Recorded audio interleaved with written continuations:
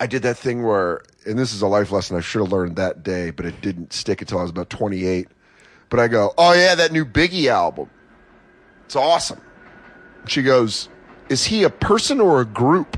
And I go, got me stuck. Oh, so you were just because it was Notorious B.I.G. and I was like, there's no indication of singular or plural. I was like, she said, is he a person though? I know, I'm dumb. No, she goes, is that a group or a person? That's what she said. Oh, she was checking you. Yeah, she checked me. She caught me. I go, it's a guy. She goes, okay. And I go, that's the right answer?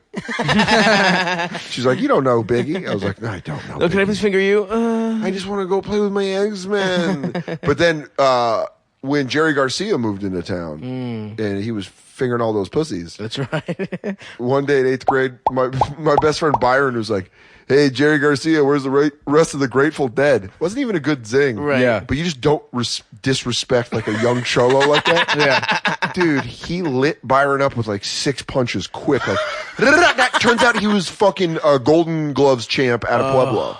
So he just fucking blasted him. Everyone was like, dude, the 2 toughest kids in my school that were Mexican were both Golden Gloves fighters. And they were like John Casados and Jerry Garcia. Jeez. One time there was a straight mini race war where this black dude named Carlton, who's in prison, get Carlton out of prison.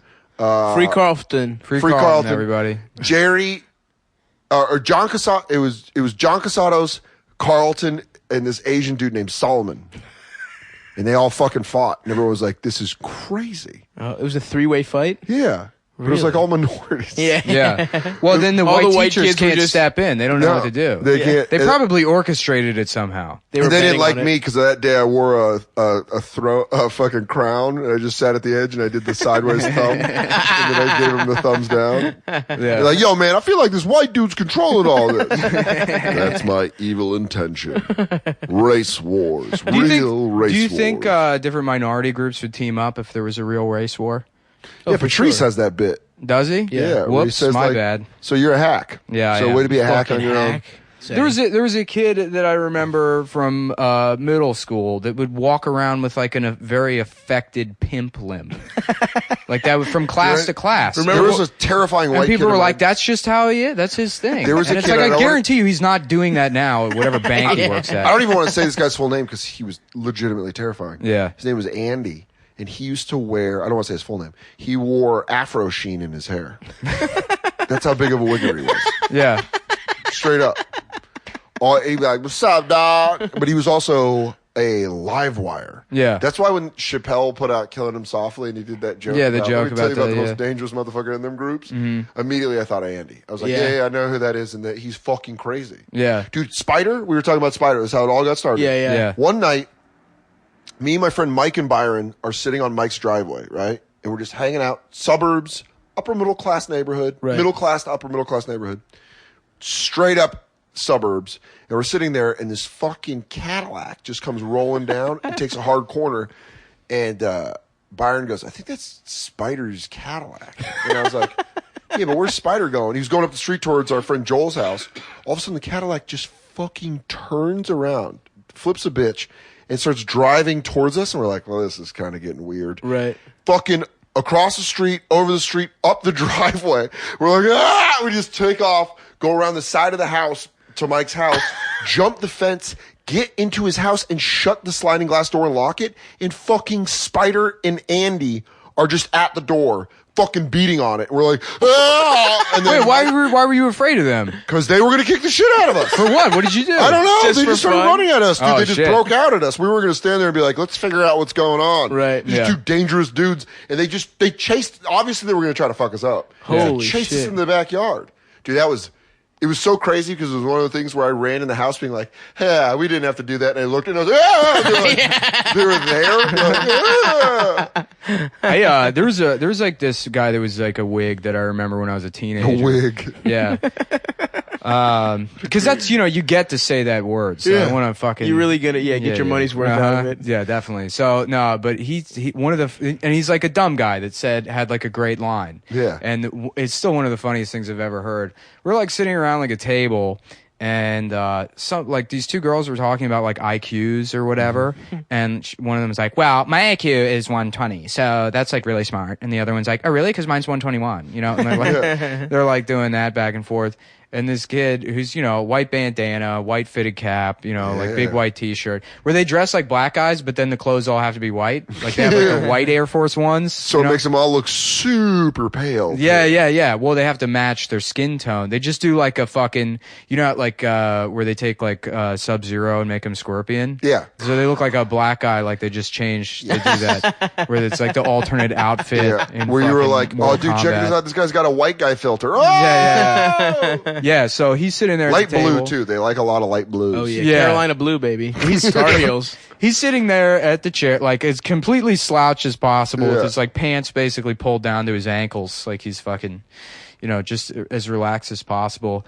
And they're talking about IQs, and he goes, "Man, I ain't even gonna bring my IQ up because you wouldn't, man, y'all wouldn't even believe me if I told you."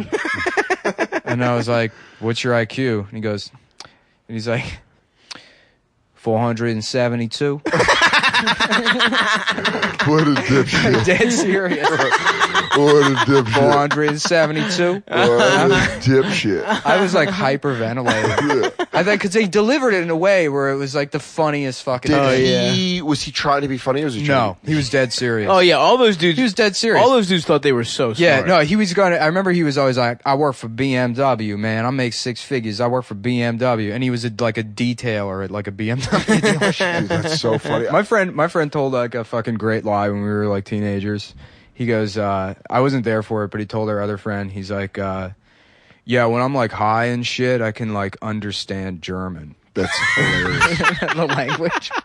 I can't speak it, but when I'm high, I can understand. He'd never taken German. It's just the similarity between English and German.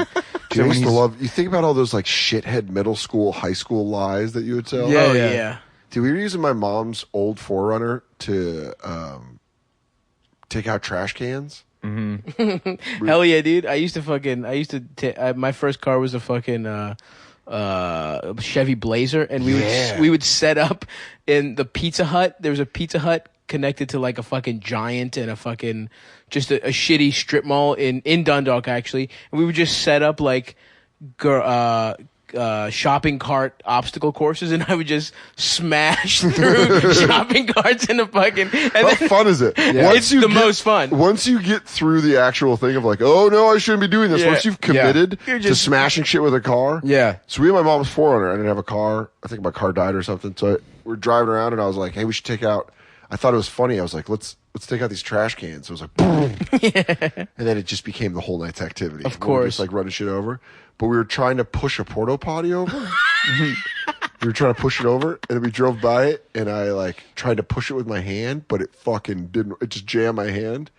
And I go, oh, I broke my arm. I broke my arm. And my friend Joel was recording me on his camcorder. It was back in the day of camcorders. He goes, I don't think you broke your arm. And then like 5 minutes later, he lost the videotape, but we watched it as adults. 5 minutes later, he's just sitting there and goes, hey, Soder, has you broken an arm? And I go, shut up. I didn't break my arm. It was one of those lies where I was like, no, guys, I really did. I broke my arm. Yeah, I'm not fucking around, guys. I definitely didn't. Dude, yeah, fucking middle school kids' lies. Yeah. The bet. Actually, the car thing, I kept doing that into my 20s. Really? Yeah, me and Jake Flores. Jake used to have this piece of shit Ford Focus, and I had like a shitty 96 Explorer. And we would one time Chris Cubis, another comic, he had to like move. Yeah. And so he was like asked me and Jake to help him move, and within 30 minutes of helping him move his stuff, like one of us just dropped something and it broke. Yeah. And then we were like, ha ha ha ha. And then we just started trashing all of his stuff in his like former apartment. We like took his bed frame and threw it through the wall. And like Chris didn't give it. We were just drunk. You know, Yeah. it was like noon. We were trashed. It was Wednesday, and we were doing like a bit. We were like this would be a funny sketch. It's called like Quality Movers, and they just destroy everything.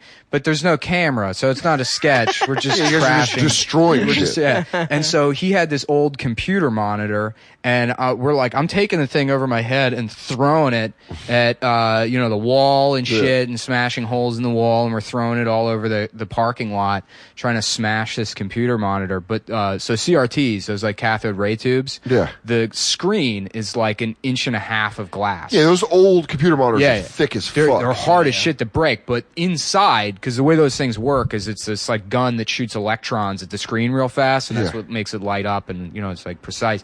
But so it's got to be a vacuum on the inside. So when you finally break that screen, it fucking implodes, and it's like a really cool thing to see. So and I know that, so I was like, we gotta.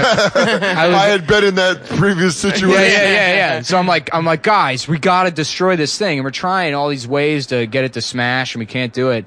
So eventually we took just the cord to it and tied it to the back of Jake's car.